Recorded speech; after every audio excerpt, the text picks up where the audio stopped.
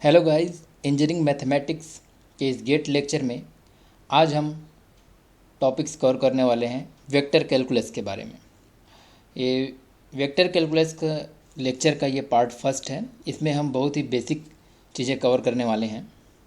चलिए सबसे पहले हम ओवरव्यू देखते हैं कि हम इस लेक्चर में कौन कौन से टॉपिक्स कवर करने वाले हैं। इस लेक्चर में हम कुछ वेक्टर से रिलेटेड बेसिक डेफिनेशंस देखेंगे। उसके बाद हम वेक्टर्स का एडिशन, सब्सट्रैक्शन, डॉट वेक्टर्स का डॉट प्रोडक्ट, वेक्टर का क्रॉस प्रोडक्ट, ये सारी चीज़ें देखेंगे। दोस्तों, ये वेक्टर कैलकुलस का सबसे बेसिक लेक्चर है। अगर आप already addition, subtraction, dot product और क्रॉस प्रोडक्ट जानते हैं तो आप डायरेक्टली पार्ट 2 में जंप कर सकते हैं। अदरवाइज़ ये लेक्चर को देख लीजिए। अगर आप जानते हैं तो भी ये आप एक रिवाइज के तौर पे इसे देख सकते हैं। तो चलिए देखते हैं बेसिक डेफिनेशंस। वेक्टर्स, जैसा कि हम लोग आप जानते ही हैं, वेक्टर्स मतलब ऐसी क्वांटिटी जिसमें उसके मैग्नीट्यूड भी हो, साथ साथ उसमें डायरेक्शन भी हो। मीन्स इसमें दो चीज़ें होनी चाहिए। क्वांटिटी मीन्स इससे मैग्नीट्यूड, क्वांटिटी और मैग्नीट्यूड, एंड डायरेक्शन। और इसे हम शो करते हैं कैरेक्टर के द्वारा। उसमें साथ में एक एरो लगाते हैं। ये शो करता है कि ये वेक्टर क्वांटिटी है। Okay. Second thing is unit vector. Unit vector means ऐसा वेक्टर जिसका मैग्नीट्यूड 1 हो। ऐसा वेक्टर जिसका मैग्नीट्यूड 1 हो, उसे हम लोग क्या कहेंगे? Unit vector. Next, position vector. Position vector से पहले अगर मैं यूनिट वेक्टर की बात करूं तो यूनिट वेक्टर हम कुछ जानते हैं। जैसे कि अगर मैं बात करूं डायरेक्शन x, y और z, ये जो 3 एक्सेस होते हैं, इन डायरेक्शंस में जो यूनिट वेक्टर जो हम जानते हैं, जैसे x एक्सेस के अलॉन्ग यूनिट वेक्टर को हम कहते हैं i, j एक्सेस के अलॉन्ग यूनिट वेक्टर को हम कहते हैं y एक्सेस के अलॉन्ग यूनिट वेक्टर को हम कहते हैं j, और z एक्सेस के अलॉन्ग यूनिट वेक्टर को हम कहते हैं k। ओके। इनका i, j और k, इनका मैग्नीट्यूड होता है 1 और इनकी डायरेक्शन होती है i की x, j की y और k की z। ओके। तो i, j और k को कंबाइंड करके हम किसी पॉइंट का पोजीशन बता सकते हैं। लेट सपोज हमारे पास यहाँ कहीं पर कोई पॉइंट है जिसका जो x डायरेक्शन में जिसकी डिस्टेंस है 2, y डायरेक्शन में जिसकी डिस्टेंस है 3 और z डायरेक्शन में जिसकी डिस्टेंस है let suppose 4। Okay. Means x axis में 2, y एक्सेस में 3 एंड z एक्सेस में 4। तो इसे हम लोग पोजीशन वेक्टर के फॉर्म में, लेट सपोज मैं इस पॉइंट को कह रहा हूँ r, तो इसे मैं पोजीशन वेक्टर के फॉर्म में ऐसे इस तरह से रिप्रेजेंट कर सकता हूँ। Vector r is equal to 2 into unit vector in the x direction means 2 into i plus 3 into unit vector in the y direction into j plus 4 into unit vector in the z direction that is k। तो ये जो हमारा vector बना इसे हम लोग कहेंगे position vector, क्योंकि ये बता रहा है हमारा पोजीशन बता रहा है x, y और z एक्सेस के अलॉन्ग पोजीशन बता रहा है इस पॉइंट का, तो इसे हम लोग कहेंगे पोजीशन वेक्टर। ओके। चलिए आगे बढ़ते हैं और हम देखते हैं वेक्टर का एडिशन और सब्सट्रैक्शन। ठीक है ना। तो वेक्टर के एडिशन और सब्सट्रैक्शन को समझने के लिए लेट सपोज मैं दो वेक्टर क्वांटिटी कंसिडर कर लेता हूँ। Vector a equal to let suppose a1 into I, a2 into J plus a3 into k.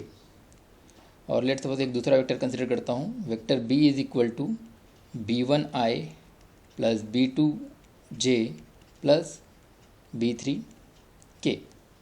Okay. अगर मैं इन दोनों को ऐड करना चाहता हूँ, means vector a plus vector b, तो हमें i के कंपोनेंट को ऐड करना पड़ेगा, मीन्स x एक्सेस के कंपोनेंट को ऐड करना पड़ेगा, प्लस y एक्सेस के कंपोनेंट को y एक्सेस के कंपोनेंट के साथ, प्लस z एक्सेस के कंपोनेंट को z एक्सेस के कंपोनेंट के साथ। तो इसे मैं लिख सकता हूँ a1 plus b1 into i plus a2 plus b2 into j A3 plus B3 into k.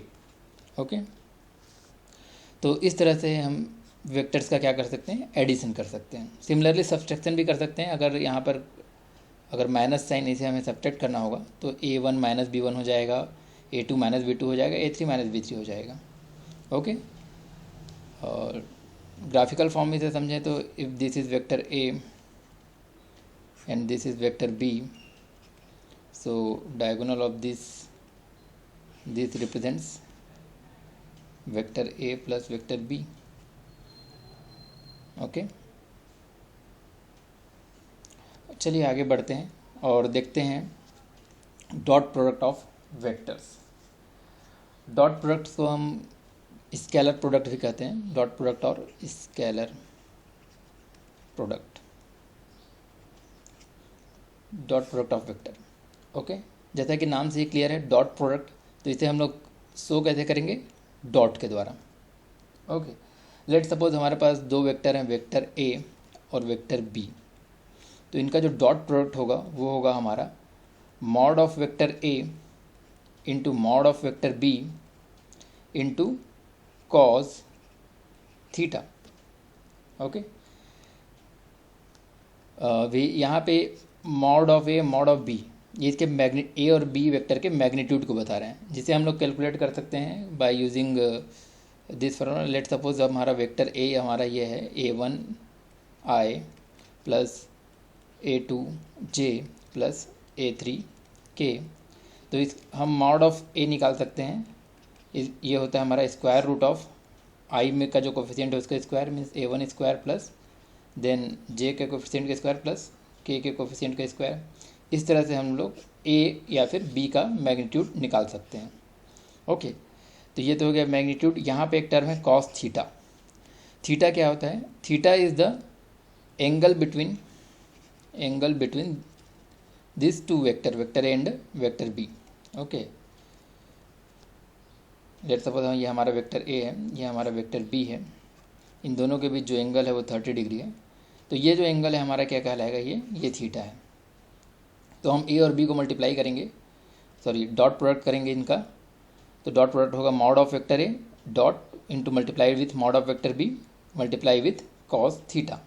Okay, तो देखिए यहाँ पर जो हमारी जो क्वांटिटी आ रही है ये एक्चुअली में क्या है, स्केलर क्वांटिटी। इसमें क्या है, केवल ये मॉड है, ये मॉड है, ये भी एक कांस्टेंट वैल्यू होगी, तो इसमें डायरेक्शन नहीं है, इसलिए इसे हम लोग कभी कभार क्या कहते हैं, स्केलर प्रोडक्ट भी कहते हैं। तो यहाँ पर देखिए कॉस थीटा का टर्म है।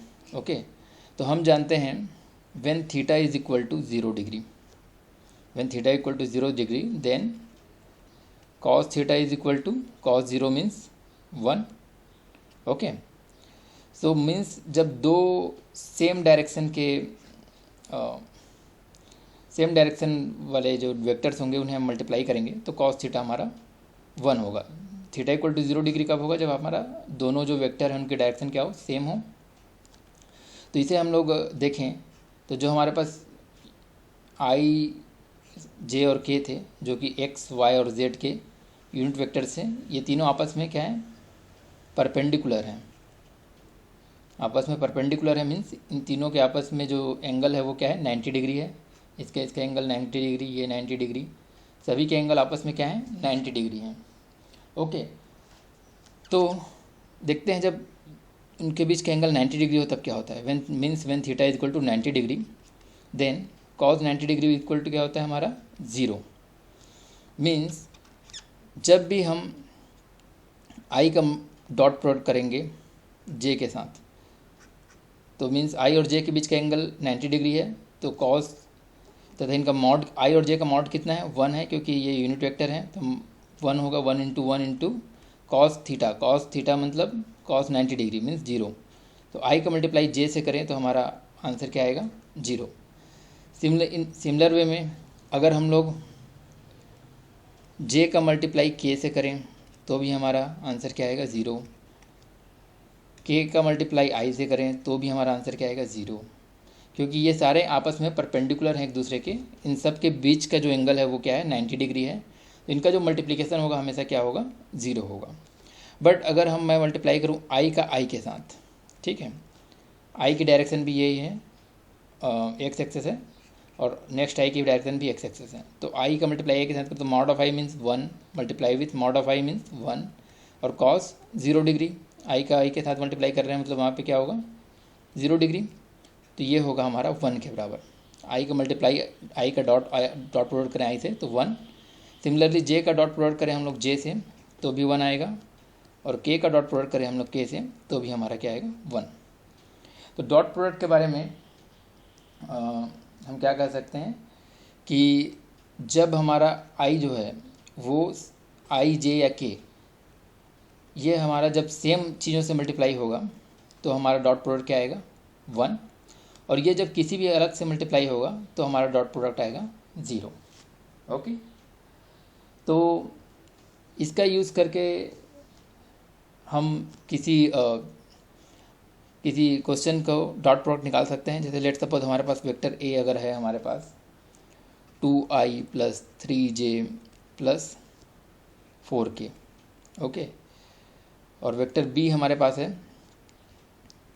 Vector B = 5i + 6j + 7k। Okay, let suppose हमारे पास वेक्टर ए ये है वेक्टर बी ये है और हमें निकालना है वेक्टर ए और वेक्टर बी का डॉट प्रोडक्ट। तो अगर फार्मूला हम देखें तो फार्मूला अगर mod of A multiplied with mod of B into cos theta, तो मॉड ऑफ ए और मॉड ऑफ बी हम लोग निकाल सकते हैं यहाँ से क्योंकि हमें वेक्टर ए और वेक्टर बी पता है। बट कॉस थीटा हमें ये दोनों के बीच का एंगल नहीं पता तो हम कॉस थीटा नहीं निकाल सकते। हमें थीटा नहीं पता, ए और बी के बीच का एंगल नहीं पता तो हम कॉस थीटा नहीं निकाल सकते। तो हम इसे डायरेक्ट मल्टीप्लिकेशन से भी कर सकते हैं। डायरेक्ट मल्टीप्लिकेशन कैसे, जैसे हम नॉर्मली मल्टीप्लाई करते हैं लाइक 2i + 3j + 4k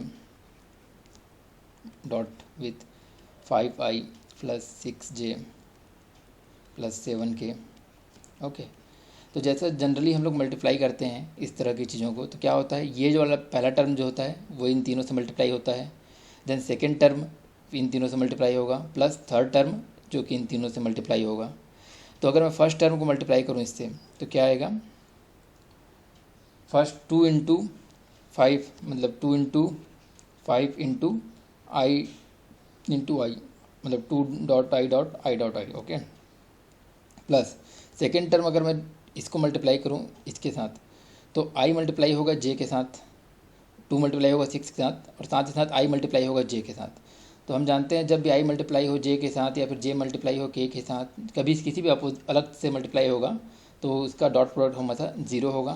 तो ये वाला टर्म 0 हो जाएगा। प्लस नेक्स्ट टर्म ये मल्टीप्लाई होगा इसके साथ तो भी ये टर्म 0। सिमिलरली j वाला देखें तो j वाला जब j वाले से मल्टीप्लाई होगा तभी आपका 0 नहीं होगा और बाकी इन दोनों केस में क्या होगा 0 होगा। तो आपका नेक्स्ट टर्म जो आएगा वो होगा 3 × 6 × j × j और j × j। Okay, plus k वाला टर्म मल्टीप्लाई होगा k के साथ 4 × 7 × k डॉट के। तो डॉट प्रोडक्ट इनका क्या होता है i.i, j.j, k.k, ये होगा हमारा 1। तो आपका जो फाइनल वो आएगा 2 × 5 मीन्स 10 +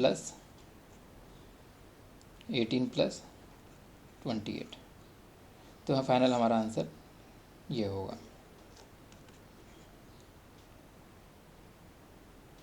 56। ओके, तो हमारे जो फाइनल जो आंसर आया वो कैसा क्या है, हमारे पास स्केलर क्वांटिटी आया क्योंकि हमारे पास क्या आ रहा है केवल मैग्नीट्यूड आ रहा है, डायरेक्शन नहीं आ रहा है। समझ में आ गया। तो चलिए दोस्तों आगे बढ़ते हैं और देखते हैं क्रॉस प्रोडक्ट के बारे में। क्रॉस प्रोडक्ट जो होता है ये इसे हम लोग रिप्रेजेंट कर सकते हैं, जैसे नाम से ही क्लियर है क्रॉस, तो इसे हम लोग रिप्रेजेंट करेंगे क्रॉस से। तो vector A cross product with vector B, इसे हम लोग लिख सकते हैं mod of vector A dot multiplied with mod of vector B into sine theta into 1 unit directional vector N. Okay, mod of a means a का magnitude, mod of b means b का magnitude, sin theta where theta is the where theta is the angle between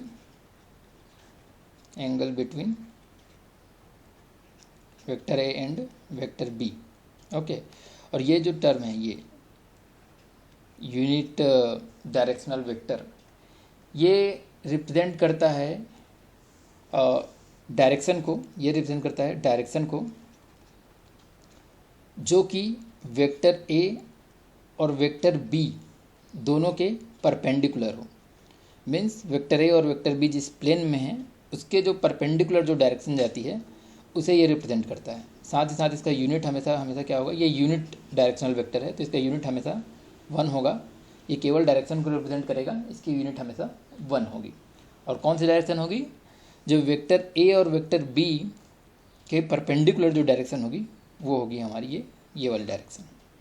okay, तो देखिए यहाँ पे term आ रहा है sine theta. तो जब थीटा इक्वल टू आपका क्या होगा 0 डिग्री होगा तो हमारा साइन थीटा इक्वल टू क्या होगा 0। थीटा इक्वल टू 0 डिग्री कब होगा, जब हम आई का मल्टीप्लाई करेंगे आई के साथ, जे का मल्टीप्लाई करेंगे जे के साथ, और के का मल्टीप्लाई करेंगे के के साथ, तो हमें क्या मिलेगा, थीटा 0 मिलेगा। तो इन सारे केसेस में क्या होगा, हमारा ये जो टर्म होगा ये क्या होगा 0 हो जाएगा। But when theta is equal to 90 degree, when theta is equal to 90 degree means जब परपेंडिकुलर होंगे तब हमारा जो ए क्रॉस बी होगा वो क्या होगा, mod of A dot mod of B into ये जो डायरेक्शनल है, डायरेक्शन क्या बताता है, जो ए और बी के परपेंडिकुलर हो। ओके, तो अगर आई का मल्टीप्लाई करूँ मैं जे के साथ, सॉरी ये डॉट यहाँ पर लिखा गया, क्रॉस प्रोडक्ट होंगे, ये सारे क्या होंगे क्रॉस प्रोडक्ट। आई का क्रॉस प्रोडक्ट करूँ जे के साथ तो इन दोनों को जो परपेंडिकुलर डायरेक्शन आएगी वो होगी के की डायरेक्शन। अगर मैं मल्टीप्लाई करूँ जे का आई जे के साथ तो इसके जो डायरेक्शन आएगी वो होगी आपकी आई। और मैं मल्टीप्लाई करूँ के का क्रॉस प्रोडक्ट करूँ आई के साथ तो हमें जो डायरेक्शन मिलेगी वो जे, जो कि इन सब के इनके परपेंडिकुलर होगी। अगर हम ऑर्डर को रिवर्स कर दें, मीन्स हियर आई क्रॉस जे है, अगर मैं इसे जे क्रॉस आई कर दूं तो इसका जो डायरेक्शन होगा ये चेंज हो जाएगा, ये माइनस के हो जाएगा। के क्रॉस जे कर दूं तो हमारा जो डायरेक्शन आएगा वो माइनस आई हो जाएगा, और आई क्रॉस के कर दूं तो हमारा जो डायरेक्शन आएगा वो हो जाएगा माइनस जे। तो सिमिलर, तो in this way we can find out the direction of direction when we will multiply the unit directional vector. Okay, एक एग्जांपल से देखते हैं। अगर हमारे पास लेट सपोज हमारे पास कोई वेक्टर ए है, जैसे मैं कहूँ a1i plus a2j plus a3k, और दूसरा वेक्टर है वेक्टर बी, इसे मैं कहूँ b1i plus b2j plus b3k, और इसका मैं निकालूँ cross product a cross b। तो इसे हम लोग फाइंड आउट कर सकते हैं by using this technique. Here I will write i j k, means determinant निकाल लेंगे इसका, और यहाँ पर मैं लिखूँगा a1 a2 a3 b1 b2 b3। Okay, तो इसका जो हम निकालेंगे डिटर्मिनेंट वही हमारा क्या होगा, हमारा a क्रॉस b की वैल्यू होगी। हम इसे निकाल सकते हैं सिंपली, जैसे like I into a2 b3 minus b2 a3 minus j into a1 b3 minus b1 a3 plus k into a1 b2 minus b1 a2। इस इक्वेशन से हम निकाल सकते हैं क्रॉस प्रोडक्ट। ठीक है, thank you guys for watching this lecture, and अगर आपके कोई डाउट्स हों तो आप मुझे कमेंट सेक्शन में लिख के बता सकते हैं। साथ साथ हमारा चैनल ज़रूर सब्सक्राइब कर लें, और ठीक है गाइस, मिलते हैं नेक्स्ट लेक्चर में। Thank you so much.